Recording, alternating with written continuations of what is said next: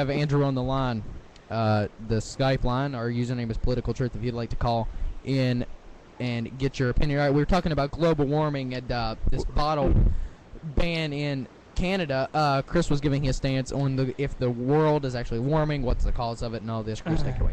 Here's my deal. First off, to an extent, yes, I believe the Earth is warming. Do I believe it's going to eventually kill us all in billions of years? No. My stance on this is, first, mainly I was hearing it from the party of evolutionists and people like this that really go for this. And the big argument I was hearing from them is... your mic's cutting out. Sorry, that was my fault. I hit the wrong button. First, we're all going to die from global warming. It's going to get really bad. It's killing the Earth and killing the ozone layer. Now they've gone on a role reversal, and they said now there's going to be a global cooling. And people have actually, we were talking about this last week, people are actually spending millions of dollars just to figure out that ice melts. And people are freaking out because ice melts. Big surprise. You know, ice melts when it's warm. It freezes when it's cold. My stance is, no, I don't bite for global warming. I think it is a hoax. I disagree with it totally. Nate? All right. Now, see, I'm going to disagree with you here. I know the world, if you look back through history, you can look back in 1995. They were claiming global warming then they let off of it, and now they're back. The world goes through temperature change it goes through cycles. I mean, we have summer, winter, fall, and spring. I mean, last week, Nancy Pelosi was snowed out of a global warming rally. I mean, if you're going to claim there's global warming, shouldn't you make sure it's not going to snow on the day of the rally? Yeah, really. I just find it really entirely hard to believe. I know some science says, oh, it's okay, and then other science says, well, it's not true, and others says, oh, it's definitely going to kill us. I don't think there's enough proof behind it to back it up. If they can give me proof, I'll go with it. Okay. Well, I'm glad to hear that you said if you get proof, you'll go with it, because I don't like people who are like dogmatic in their non-belief of global warming. Which you guys brought up a few good points where, you know, though the Earth has been, they said it was getting colder, and then they said it was warming up, and it all depends on how recent your data is, because the study of global warming is a fairly new science. And the thing with science is we have to spend money and do research to really get the facts. So when we're spending money to see if ice is melting, the thing is this ice has been around for thousands of years, hasn't melted. But now after the Industrial Revolution, when we started putting more CO2 in the atmosphere, this ice starts to melt for some reason. Even after all those thousands of years, it didn't. So we have to kind of study these things, you know what I mean? And yeah, they did say the Earth was getting colder, and then they said it was getting warmer. But now the scientific consensus is it's heating up. It definitely is, and the cause is probably man-made. Yeah, is our audio still going? Sorry, yeah, I can hear you. Okay, there's one thing you mentioned. Chris wasn't talking about how they were studying that ice is melting. That's fine. Yeah, get a little more about. Get a little bit specific about. Let's not bring the Bible into this. No, there was a story last week that we were talking about. I don't know if you saw it. They actually went and took ice core, and they were paying billions of dollars to do this, to see what happens. Now, I'm quoting. I have the story right here. They were quoting they wanted to see what happens when ice melts, or when ice is exposed to heat.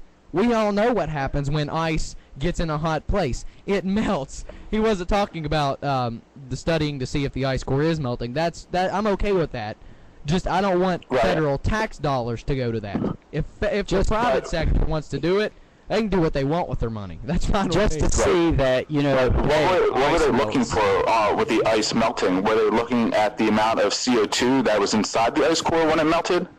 Because I seriously doubt these people were spending money to see if the ice melted. What they were probably doing was they were melting the ice and then measuring the CO2 in the core. That's how they measure CO2 in the past.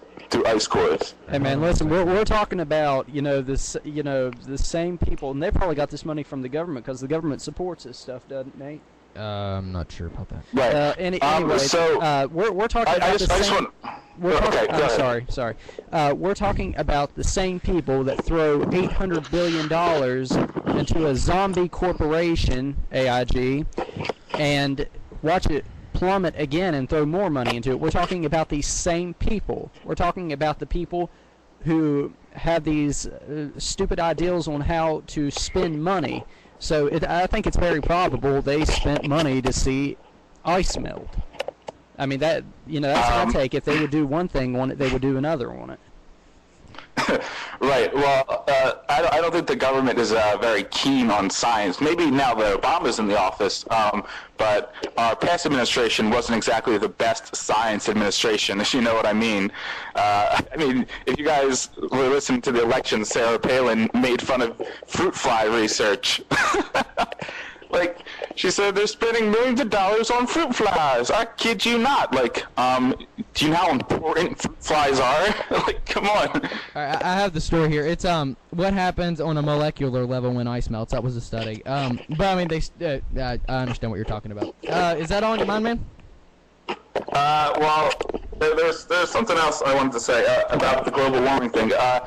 If we say global warming is true and we take initiative and we curb our use of fossil fuels, and we use green energy, and we use renewable resources, and we make America energy independent, what's so bad about that?